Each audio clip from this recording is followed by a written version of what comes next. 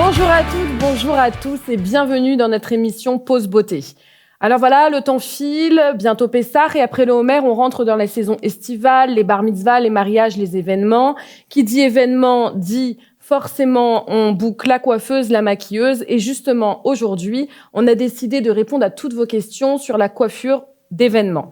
Pour y répondre, j'ai invité une coiffeuse qui a plus de 25 ans d'expérience et qui, depuis 15 ans, est spécialisée dans la coiffure de l'événement. Bonjour Nathanella. Bonjour Sarah. Alors Nathanella, je me permets de te présenter parce qu'on se connaît un petit peu même beaucoup, puisque en tant que prestataire, on se retrouve souvent sur les événements, moi en tant que maquilleuse et toi en tant que coiffeuse, j'arrive derrière toi. Donc je me permets de te présenter. Alors je viens de dire quelque chose, je viens de dire 25 ans d'expérience. Donc, quand on te voit, on va me dire que je suis une menteuse ou que je me suis trompée. Je ne me suis pas trompée. Nathanella est juste une grande passionnée qui a commencé à coiffer à l'âge de 15 ans, si je me trompe pas. Donc, elle a bien 25 ans d'expérience. Et ces 15 dernières années, elle les a consacrées à se former, à se perfectionner dans la coiffure d'événements, en plus de la coiffure que tu avais déjà avant, la coupe, le brushing, etc. C'est ça ? Tout à fait. Alors, parle-nous un petit peu de toi. Quel est ton parcours ? Alors, j'ai commencé à 15 ans. J'ai fait un CAP qui était mix pour être polyvalente dans la coiffure. À la suite de ce CAP, j'ai dû choisir une spécialité qui est un BP de styliste visagiste. On a aussi la possibilité de faire un BP de coloriste permanentiste. Mais moi, je me suis orientée vers le styliste visagisme qui inclut la coupe, les coiffages et les coiffages pour l'événement. Pour l'événement, exactement. Et donc aujourd'hui, tu t'es perfectionnée pour devenir toi-même donc professeur sur la coiffure d'événements. Exactement. D'accord. Et donc Nathanella, la première question que j'aurais à te poser, c'est déjà quand on a un événement, à quel moment on doit bloquer la coiffeuse ?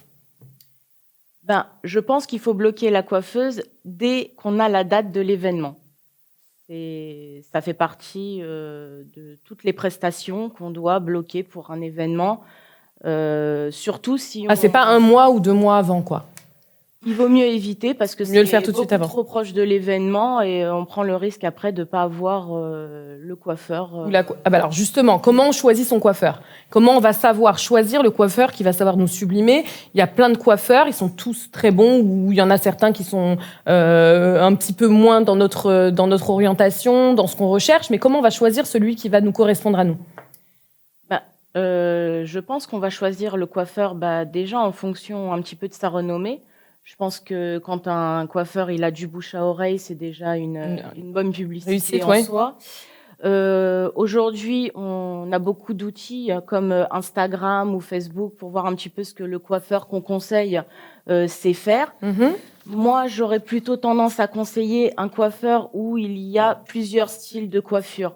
Pas qu'un seul style. Quand je dis plusieurs styles de coiffure, ça peut être du lâché, que du brushing. Si on voit que du brushing, on peut se demander est-ce qu'il va savoir faire autre chose et basculer sur autre chose. Voilà. Si c'est trop répétitif dans les photos, est-ce qu'il va savoir faire de l'attaché Mais pour autant, il y a des coiffeurs qui sont spécialisés dans le chignon attaché et on s'en fout un petit peu de savoir s'il sait faire du wavy, par exemple, du brushing. Non ? Tout dépend de ce qu'on recherche. Tout dépend de ce qu'on recherche. Par rapport à ce qu'on recherche. Exactement. Ouais, j'ai compris. Et par rapport à ça, à quel moment, quand on fixe le rendez-vous coiffeur, à quel moment, par rapport à l'événement, on doit le fixer dans la journée ? J'ai souvent cette question. Alors, déjà en fonction de l'heure de la roupa pour le mariage. Mm-hmm. Pour les bar mitzvahs, c'est un peu plus différent parce que souvent, il n'y a pas d'obligation vraiment. D'horaire à respecter, à part le début de la soirée qui se situe généralement vers 19h, donc on a une plage horaire assez large. D'accord. Par contre, pour les mariages, il faut vraiment cadrer en fonction de l'heure de la roupa. Donc, en fait, on va commencer en général par la coiffure, puis le maquillage, puis il y a aussi les photographes qui ont aussi leurs obligations de temps. Donc la coiffure, c'est ce qui arrive en premier, avant le maquillage. Maquillage après la coiffure. En général, la coiffure en premier. En général, la coiffure en premier, sauf si on travaille avec quelqu'un de confiance, on sait qu'elle va pas abîmer votre maquillage, vous pouvez vous permettre de faire le maquillage avant éventuellement. Voilà. Donc, est-ce qu'il y a des coiffures qui sont déconseillées selon les périodes de l'année ? Je pense par exemple, évidemment, on est dans un pays chaud, les coiffures en été pour les beach parties, les bar mitzvahs au bord de mer ou les soirées en extérieur dans les jardins, des très beaux jardins d'Israël. Est-ce que du coup, tu vas déconseiller une coiffure plutôt qu'une autre ? Est-ce que tu vas orienter ta cliente dans sa coiffure ? Alors, la logique voudrait qu'en fait, pendant cette période, on privilégie l'attaché, D'accord. les coiffures bas de nuque. fait chaud. Oui, les agréable. chignons bas de nuque ou les chignons en hauteur. Maintenant, moi, je fonctionne plutôt en fonction de ce que la cliente veut. C'est-à-dire, je vais pas vraiment me baser sur le temps. On peut lui conseiller de s'attacher les cheveux, mais si elle a vraiment envie d'avoir les cheveux longs, les cheveux détachés, si son rêve, c'est on peut d'avoir pas, pour son mariage voilà. les cheveux longs jusqu'en Voilà, bas, on peut va pas lui dire, enlever bah son non, rêve, quoi. attends, on est en été, il va faire 40 degrés. Non, je te conseille de faire un chignon attaché. Si elle en a pas envie, on peut pas non plus imposer. Mais du coup, c'est pas parce que ça va moins bien tenir, c'est juste une question d'être plus à l'aise lors de la soirée. Ça tiendra tout aussi bien. Ça va être, dans la logique, ça va être d'être plus à l'aise dans la soirée, d'éviter vraiment les coups de chaud avec les cheveux quand même qui sont longs. Mais ça va pas changer au cours de la soirée si c'est bien exécuté, même un cheveu long lâché pour une soirée de mariage, on va pas dire mais il va rien te rester à la fin de la soirée, on entend souvent ça. On fait pas de miracle non plus si, quand les personnes elles vont danser, qu'elles vont transpirer. Non, et à un moment donné, D'accord. on peut pas, le cheveu il va pas tenir à l'eau, à la transpiration. Donc on la prévient, on l'oriente et puis Voilà. après c'est quand même son choix. Et... On la prévient et bon, elle choisit et voilà. Moi j'applique ce qu'elle a envie. Alors du coup, c'est quoi la coiffure de soirée ou même d'événement tout simplement à la mode déjà cet hiver mais aussi pour l'été prochain? Alors, souvent ce qui est demandé, d'ailleurs même depuis quelques années, on a souvent des coiffures wavy, crantées, ou alors aujourd'hui on a des chignons bun en fait qu'on appelle, qui font pas tirer, qui sont un petit peu flous, qui font pas trop tirer, qui sont attachés mais qui restent un petit peu flous, comme si que la personne elle s'était un peu coiffée elle-même. Qui sont pas trop travaillés, pas trop sophistiqués, mais qui demandent beaucoup de technique derrière. Ça c'est énormément demandé. C'est toujours demandé. Pour l'instant, on est toujours dans cette mode-là. Donc, pour l'instant, on continue. Voilà, je me tiens au courant des tendances qui vont venir. Beaucoup de queues de cheval, tout ça. Les queues de cheval, elles sont très demandées, mais alors essentiellement chez les jeunes filles. D'accord. Voilà, il y a aussi des coiffures qui sont par type d'âge. Voilà. Surtout les queues de cheval pour les jeunes filles. Oui. La queue de cheval raide, la queue de cheval wavy, ça, on en a vu qu'elle soit basse ou qu'elle soit haute, ça a été énormément demandé aussi, et c'est encore énormément demandé. Alors, sans parler d'événements, on fait une petite parenthèse, c'est quoi du coup, parce que tu fais aussi les coupes, etc. Tu peux nous dire un petit peu, c'est quoi les coupes tendances du moment ? Alors, en ce moment, il y a une vraie coupe tendance du moment, c'est la coupe shag. C'est un espèce de mix des années 80, un petit peu comme Farrah Fawcett était coiffée, avec un wavy un petit peu pas trop travaillé. Donc c'est hyper dégradé. On a souvent des mèches un petit peu en rideau devant, dégradées comme ça. Ça revient. On me le demande souvent, notamment chez les jeunes filles. C'est beaucoup une population plus jeune, vers la vingtaine, qui me demande ça, entre 16 et 20 ans. Elles aiment beaucoup ça. Et pour les 30-40 ans, c'est quoi?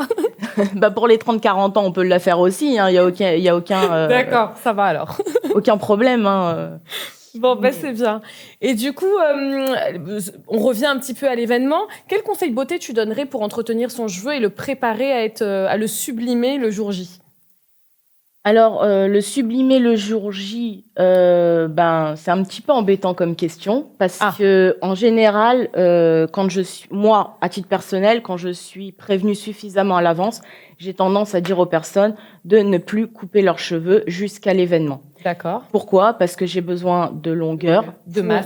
De longueur, de masse. C'est un petit peu subjectif parce que tout dépend si la personne elle a des cheveux fins, des cheveux. D'accord, sa qualité de cheveux épais. Tout simplement.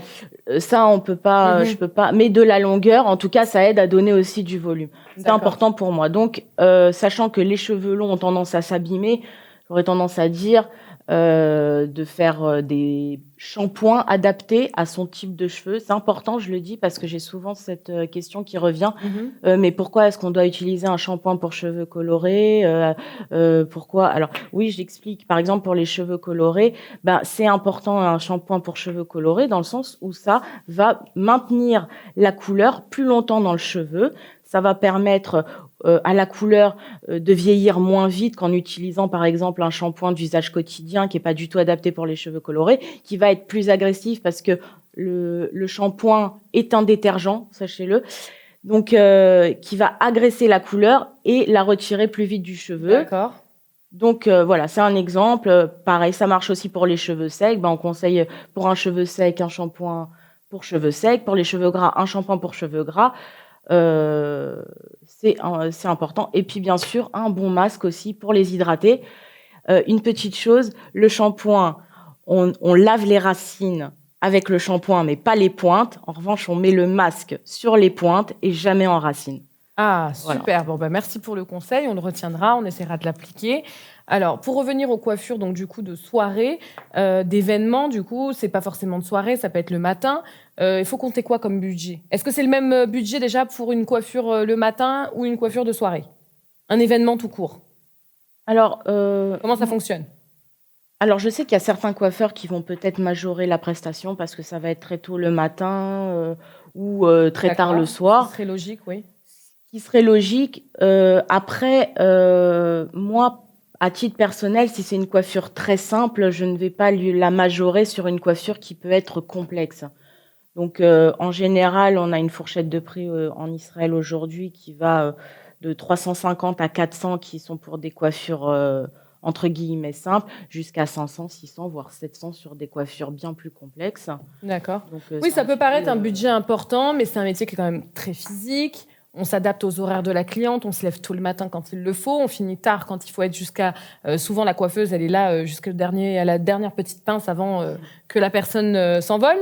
Donc, du coup, c'est un métier qui est quand même très compliqué. Est-ce qu'aujourd'hui, être coiffeuse comme tu le fais, on peut s'en sortir avec de belles rentrées financières et pouvoir s'en sortir financièrement en Israël avec ça?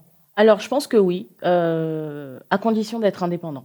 C'est important parce que être salarié dans un salon de coiffure, honnêtement, vous plafonnez à un salaire qui ne met pas en valeur votre savoir-faire. D'accord. Mais d'être indépendant, oui, on peut quand même arriver à gagner sa vie. On peut développer une bonne clientèle, avoir une régularité. Moi, je ne fais pas que de la coiffure événementielle. J'ai aussi beaucoup de clientes régulières pour de la coiffure. À flot Pour de la coiffure quotidienne, c'est-à-dire les couleurs, les coupes, les brushings. Moi, aujourd'hui, ça fait 6 ans que je pratique ça en Israël. Et aujourd'hui, j'ai une clientèle assez régulière. Donc oui, on arrive à s'en sortir. Et qu'est-ce que tu conseillerais à une personne qui voudrait se lancer dans la coiffure d'événements, soit apprendre la coiffure tout simplement, ou même une personne qui fait déjà la coiffure comme tu le faisais à l'époque et qui voudrait se spécialiser dans la coiffure d'événements? Qu'est-ce que tu lui conseillerais? Déjà, pour les gens qui veulent faire de la coiffure, je pense que dès le départ, ils ont déjà quand même un profil qui se dessine. C'est-à-dire qu'on commence la coiffure, c'est plutôt global. Il y a beaucoup de domaines au sein même de la coiffure. Donc, en fait, à un moment donné, moi, je me suis retrouvée face aux couleurs et aux mèches. J'ai vite compris que c'était pas pour moi. D'accord. Tout ce qui va être vraiment technique nouvelle de mèche, lissage, tout ça, ça ne m'a jamais attirée. Tout ce qui était partie chimique. En revanche, j'ai tout de suite été attirée par le côté stylisme du cheveu. Quand je dis stylisme, ça veut dire je vais m'intéresser à la morphologie du visage, à la coupe qui va aller avec la perfum. Qui va être le plus adapté au visage. Qui va être le plus adapté au visage et aussi en fonction de sa nature de cheveux. Tous les cheveux ne se coupent pas de la même façon. Les cheveux frisés comme les cheveux raides ne se coupent pas de la même façon. Voilà. Et les coiffures de soirée que je trouvais absolument exceptionnelles. J'étais tout de suite attirée par ça. Donc moi, j'aurais tendance à conseiller si on se connaît pas et qu'on sait pas et qu'on veut rentrer dans la coiffure, d'essayer un petit peu tout, puis de choisir un petit peu sa spécialité après en fonction de comment on avance. Toucher un peu à tout et puis de savoir ce qu'on aime le plus en fin de compte. De toute façon, ça a été mon parcours. Au métier, quoi. Moi, ça a été mon parcours. D'accord, c'est cool. Merci. Et j'aime bien terminer par une petite anecdote. Alors, j'aimerais bien que tu m'en racontes une sur ton travail. Ok, alors j'ai une anecdote. À l'époque où je travaillais en salon de coiffure, une cliente est arrivée pour faire une permanente. Okay. Pour une explication, la permanente, c'est l'inverse des lissages. On veut friser les cheveux. Aujourd'hui, on la voit plus beaucoup, mais il y a 20 ans, effectivement, il y en à la mode. Voilà, il y en avait encore beaucoup. Et donc, on lui a posé beaucoup de questions, à savoir ce qu'elle avait fait sur ses cheveux, si c'était un cheveu naturel, si elle n'avait pas de couleur. La cliente nous dit non, moi je ne fais rien, mes cheveux sont naturels, j'ai jamais fait de couleur. Ok, pas de problème. Donc, on part pour faire la permanente. C'est parti. On commence, donc on enroule les cheveux dans le bigoudi. Une fois que la tête est prête, on applique un produit, en fait, et on va choisir ce produit, donc en fonction des cheveux, s'ils sont naturels, s'ils sont colorés, s'ils sont méchés, parce que la force du produit va descendre, ok. Donc, on commence à appliquer le produit. Le temps maximum d'une permanente sur un cheveu naturel, en général, est entre 15 et 20 minutes. Donc, voilà, on applique le produit, elle pose. Je reviens au bout de 10 minutes pour vérifier la forme du cheveu. Si ça avait pris. Oui, si la frisure commençait à se former pour juger à peu près le temps qu'il faut laisser. OK. Donc maintenant, à l'époque, je suis quand même encore apprentie, donc je vérifie avec mon patron. Je le fais, mais il y a mon patron au-dessus de la tête quand même, hein. Et puis, on remet 10 minutes et puis c'est bon. L'appareil pour chauffer sonne.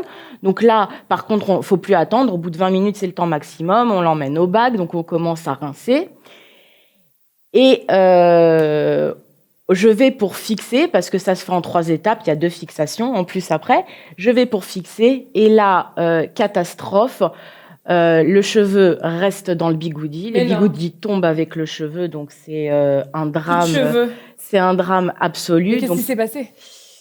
Donc, en fait, parce que quelque chose comme ça sur un cheveu naturel ne peut pas arriver. D'accord. Il faut savoir que là, elle ne nous a pas tout dit. À ce moment-là précis, elle ne nous a pas tout dit. Donc, le cheveu, évidemment, elle a eu droit à une coupe courte, gratuite. Vous vous en doutez que là, elle est sortie voilà, avec une coupe très courte. En fait, elle avait eu la bonne idée de se décolorer les cheveux chez elle avec de la javel. Ah oui, d'accord. Donc, faut l'avoir l'idée, hein. Voilà, alors faut l'avoir l'idée. En attendant, j'en ai entendu d'autres, se repasser au fer avec le fer à repasser les cheveux. Si vous avez compris le message, ne testez pas ce genre de choses. Voilà. Demandez l'avis de vos coiffeurs, même pour faire des soins à la maison, ils se feront un plaisir de vous aider. Voilà. Eh ben, écoute, merci beaucoup Nathanella. J'espère qu'on aura répondu à toutes vos questions. Quant à nous, on se retrouve le mois prochain pour une nouvelle émission de Pause Beauté.